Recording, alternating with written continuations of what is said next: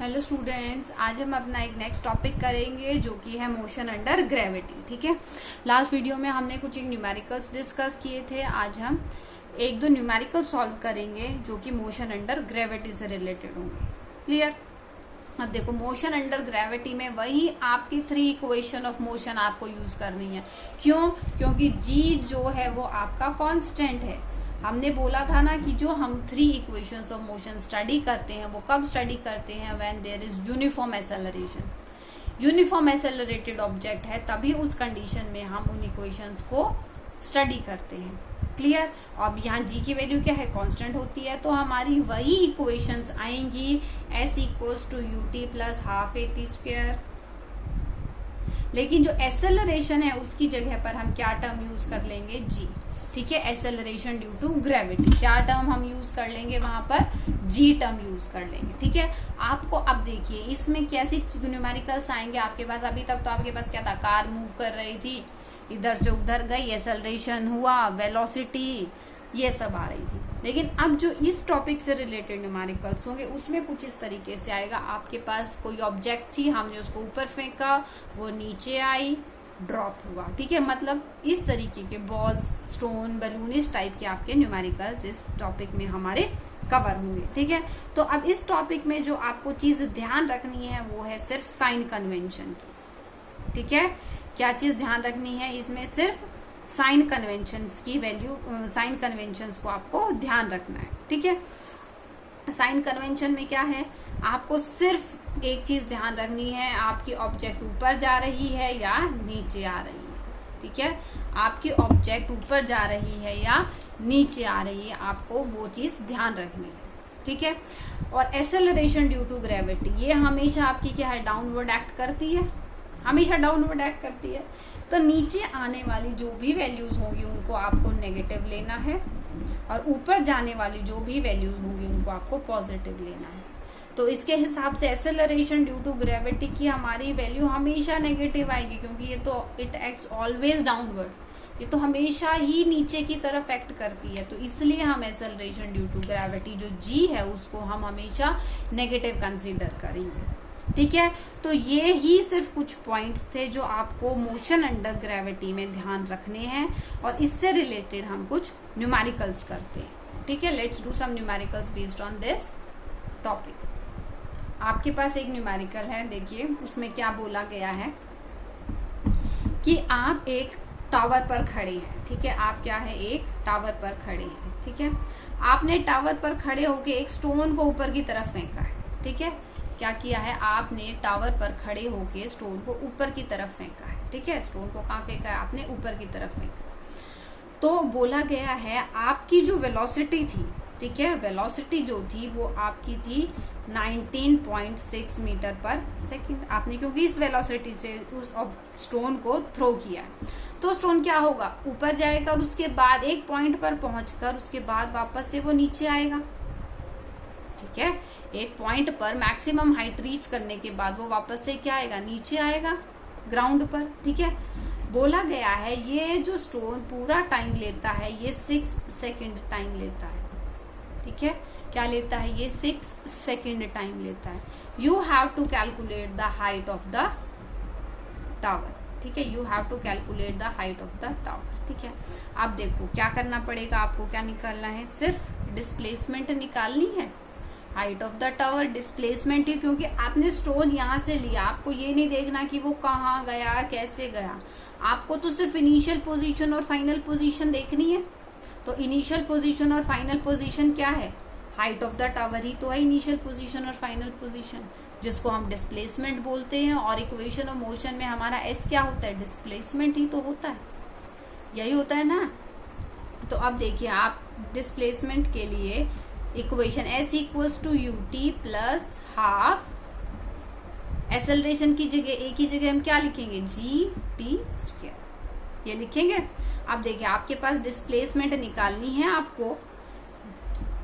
Initial velocity क्या है? 19.6 plus half, जी क्या है?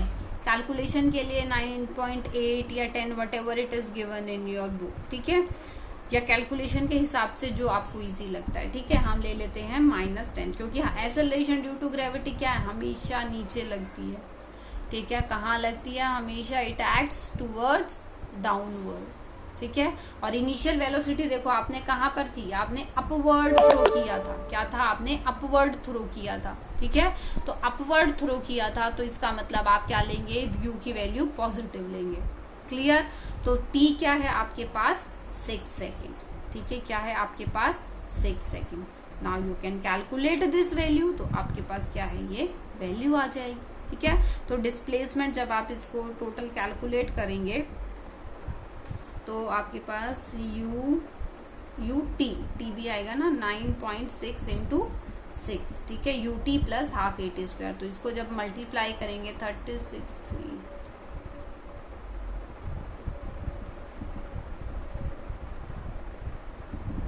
117.6 माइनस 36 इंटू 5 है ना,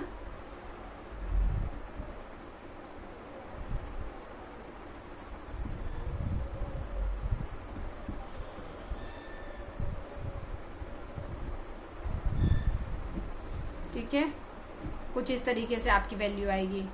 लेकिन ये वैल्यू तो आपकी ज्यादा आ गई, तो इसको 9.8 कंसीडर करो, 9.8। ठीक है, तो 36 इंटू 4.9। ठीक है, सॉल्व करेंगे 4.9।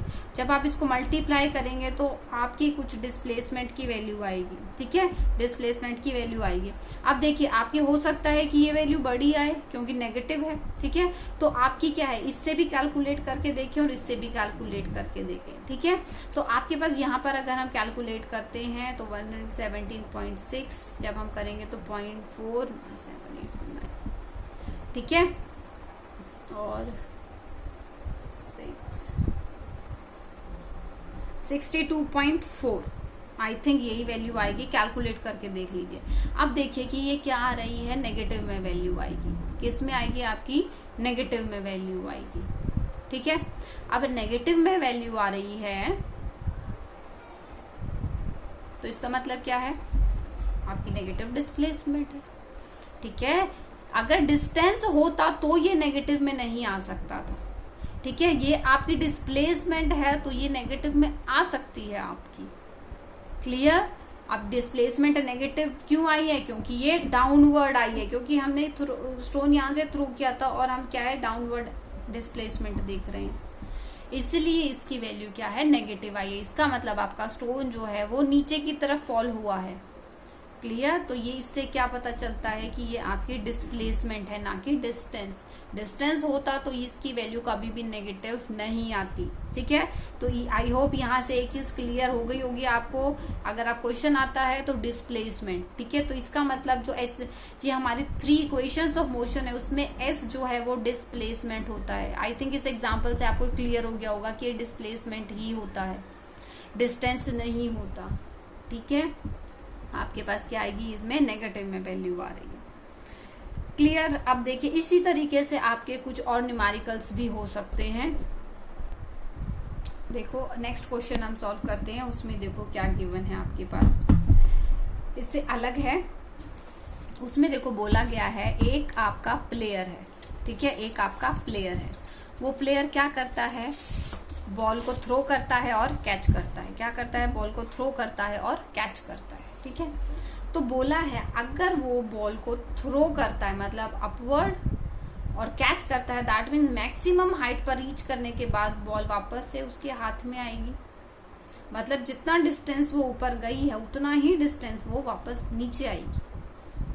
क्लियर, तो ये जो सारा काम है, बॉल ऊपर गई और नीचे आई है, टोटल काम कितने में होता है, 4 सेकेंड में। तो टाइम कितना गिवन है आपके पास, 4 सेकेंड टाइम गिवन है। ठीक है, आपको क्या बताना है, मैक्सिमम हाइट,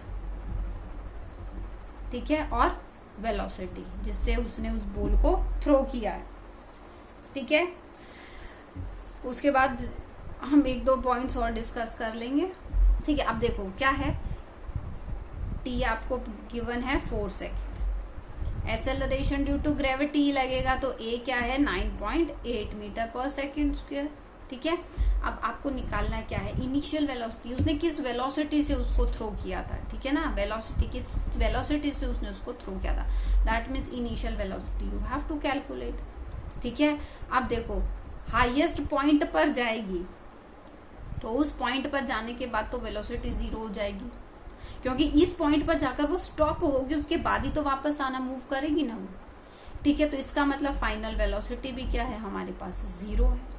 तो अब देखें टाइम आपके पास 4 सेकंड है, 4 सेकंड में वो ऊपर भी गया है और नीचे भी है, तो इसका मतलब न्यूमेरिकल में जो पार्ट हमें यूज करना है उसमें हमें क्या करना पड़ेगा, सिर्फ यहीं तक तो हमें लेना पड़ेगा ना, क्योंकि हम यहाँ पर वेलोसिटी को 0 ले रहे हैं, ठीक है। तो इसका मतलब टी को हम 4 सेकंड नहीं लेंगे, टी को हम 2 सेकंड लेंगे अपने सॉल्यूशन में, ठीक है।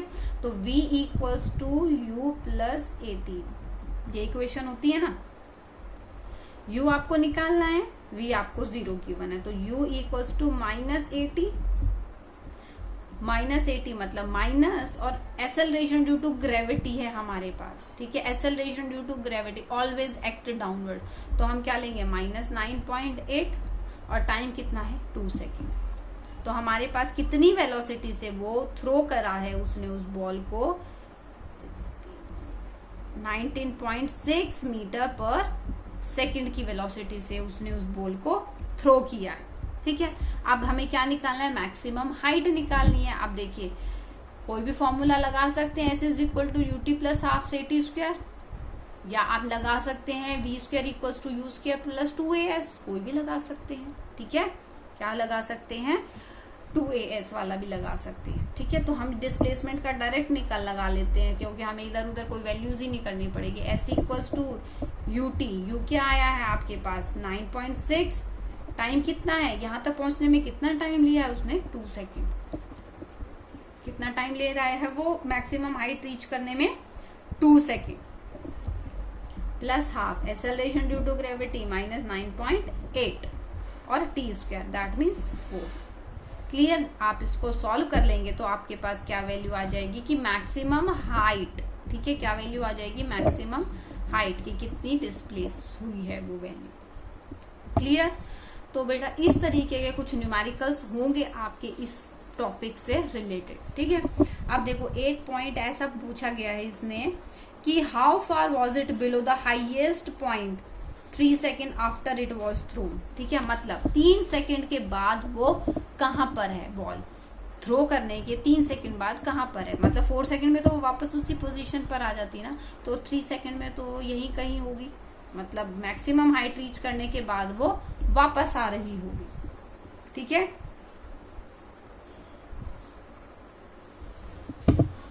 तो अगर आप यहां से निकाल लें जितना ये 1 सेकेंड में यहाँ पर डिस्टेंस कवर किए डिस्प्लेसमेंट हुई होगी, उतनी ही लास्ट 1 सेकेंड में कवर करेगी।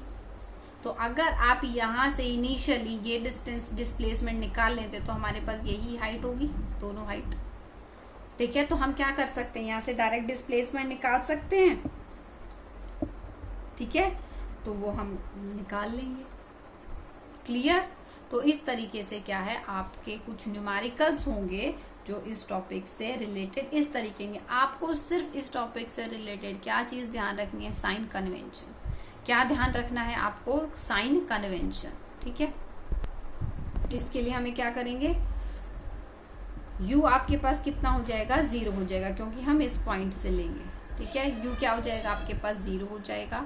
s equals to ut plus half at square, acceleration due to gravity है, तो हमें क्या निकालना है, इस 1 सेकेंड के लिए हमारे पास वैल्यू आ जाएगी और ये डिस्प्लेसमेंट की वैल्यू आ जाएगी, ठीक है, ये डिस्प्लेसमेंट की वैल्यू आ जाएगी। तो हम इसको ऐसे कैलकुलेट कर लेंगे। देखिए एक न्यूमेरिकल है, उसमें बोला गया है कि एक स्टोन, एक पत्थर को हम गिराते हैं एक टावर से, ठीक है, तो वो लास्ट सेकंड में, मतलब लास्ट सेकंड में वो कितना डिस्टेंस ट्रेवल करता है, 2.5 मीटर का डिस्टेंस ट्रेवल करता है। कब करता है, लास्ट सेकंड में, ठीक है, लास्ट सेकंड में उसने इतना डिस्टेंस ट्रेवल किया। क्लियर, तो अब देखो बोला गया है आपको निकालनी है हाइट ऑफ द क्लिफ, ठीक है, हाइट ऑफ द क्लिफ। अब देखो कोई भी स्टोन आपने अगर थ्रो किया है क्लिफ से, ठीक है, तो वापस वहीं पर आएगा, जैसे अभी बॉल वाला देखा था हमने, थ्रो किया वापस उसी पोजीशन पर आई वो बॉल। तो लास्ट सेकंड में उसने 4.5 मीटर का डिस्टेंस ट्रेवल किया है। तो जो कल हमने एक पॉइंट nth सेकंड वाला किया था वो वाला हम यहाँ पे इम्प्लीमेंट कर सकते हैं, क्योंकि हमने यहाँ पे इसने बोला लास्ट सेकंड में इतना डिस्टेंस ट्रेवल किया है। इसने टोटल नहीं बोला कि टोटल इतना डिस्टेंस ट्रेवल किया, इसने सिर्फ लास्ट सेकंड की बात किया। तो हम बोल सकते हैं ना डिस्टेंस इज nth सेकंड, हमारा जो फॉर्मूला था distance is nth second u plus a/2, ठीक है, a/2 टू n माइनस 1। अब a क्या है यहाँ पर, एक्सेलरेशन ड्यू टू ग्रेविटी, तो हम a को किससे रिप्लेस कर देंगे, g से रिप्लेस कर देंगे। किससे रिप्लेस कर देंगे, हम a को g से रिप्लेस कर देंगे, और हमारे पास क्या है, इसमें वैल्यूज पुट करके हम इसको सॉल्व कर लेंगे। ठीक है, जब हम इसमें वैल्यू पुट करके इसको सॉल्व करेंगे तो आप देखना आपका क्या क्या आंसर आते हैं। ठीक है, you have to check what all answers you get. Fine, तो देखो अगर हम इसको सॉल्व करते हैं तो इसमें आपके पास आएगी nth सेकंड में कितना डिस्टेंस ट्रेवल किया है, 24.5। तो आपके पास इक्वेशन क्या बन जाएगी, 24.5 equals to initial velocity 0 plus acceleration due to gravity 9.8 divided by 2 कौन सी सेकंड, nth सेकंड हमें नहीं पता। ठीक है, कौन सी सेकंड हमें nth सेकंड नहीं पता। क्लियर, तो अब आपको क्या निकालना है, हाइट निकालनी है। तो nth सेकंड n की वैल्यू आ जाएगी हमारे पास। ठीक है, n की वैल्यू आएगी, आप जब इसको सॉल्व करेंगे तो आपके पास n की वैल्यू आएगी, इसको इधर मल्टीप्लाई करो, 949 इक्वल्स टू आपके पास आएगा 9.8 इंटू 2n और माइनस 9.8। ठीक है, तो बेटा भाई है कि आपको सिर्फ नॉर्मल मैथमेटिकल कैलकुलेशंस करनी है। जब आप इसको कैलकुलेट करेंगे तो आपके पास n की वैल्यू कुछ निकल के आएगी। ठीक है, जब उस n की वैल्यू आ जाएगी तो nth सेकंड मतलब कौन सा सेकंड है वो, लास्ट सेकंड, तो मतलब टोटल टाइम आ जाएगा आपके पास। अगर हमने बोला लास्ट सेकंड अगर n की वैल्यू थर्ड सेकंड, तो इसका मतलब 3 सेकंड में वो सारा काम हो गया है ना। फोर्थ सेकंड मतलब 4 सेकंड में हमने वो वर्क कंप्लीट कर लिया, तो n की वैल्यू आ जाएगी। तो n का मतलब क्या है, हमारे पास क्या आ जाएगी, t की वैल्यू आ जाएगी, n इक्वल्स टू t, कि कितने सेकंड में, लास्ट सेकंड की बात करें, लास्ट सेकंड में इतना डिस्टेंस कवर किया है, तो लास्ट सेकंड अगर हमारे पास आ गया तो टोटल टाइम आ गया ना, कि कितने सेकंड में हमने वो काम किया है। तो अगर आपके पास t की वैल्यू आ जाएगी तो आप क्या है, इक्वेशन में वैल्यूज पुट कर सकते हैं। ठीक है, क्या है, आप उसको इक्वेशन में वैल्यू पुट कर सकते हैं। देखो t आ जाएगा आपके पास, t आपको पता लग जाएगा, u आपके पास गिवन है 0, एक्सेलरेशन ड्यू टू ग्रेविटी उसकी वैल्यू आपको पता होती है। ठीक है, डिस्प्लेसमेंट आपको निकालना है, क्योंकि डिस्प्लेसमेंट ही तो है हाइट ऑफ द क्लिफ, जैसा हमने इससे पहले वाले में किया था, हाइट ऑफ द टावर। ठीक है, तो क्या है, आप n निकाल लेंगे तो आपके पास s की वैल्यू इजीली निकल जाएगी। ठीक है, तो बेटा ये 3 डिफरेंट टाइप के न्यूमेरिकल्स थे, और बाकी न्यूमेरिकल्स आप अपनी बुक से प्रैक्टिस करें, पहले सॉल्व करें और उसके बाद अनसॉल्व प्रैक्टिस करें। कोई प्रॉब्लम रहती है तो प्लीज आस्क। ठीक है, that's all for today. Next topic में, नेक्स्ट क्लास में हम अपने ग्राफ डिस्कस करेंगे, उससे रिलेटेड कुछ पॉइंट्स, और उसके बाद relative velocity. After then your chapter will complete. ठीक है, ये आपका चैप्टर जो है वो कंप्लीट हो जाएगा। Okay, thank you students, that's all for today.